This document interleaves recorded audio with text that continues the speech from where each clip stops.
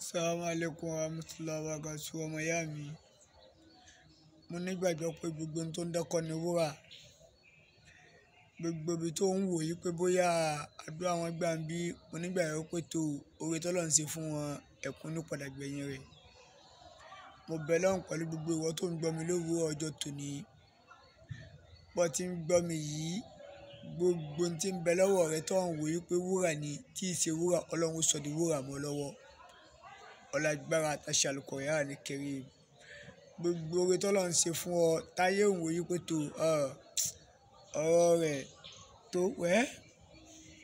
tó ti di wẹ́ nínú, tó ti ní ẹ̀ nínú, Ọlọ́run ó sọ dídùn fún ọ. Ọlágbára Al-Qur'an Al-Karim. Gbogbo tí ń bẹ lọ́wọ́ ẹni táyé ò lérò pé bóyá ayé ò lérò pé wúrà ni, táwọn òpó pàǹdà ni, lára rẹ̀ lọ́mọ wà. Bẹ́ẹ̀ ni, lára rẹ̀ lọ́kọ́ wà, lára rẹ̀ láyá wà.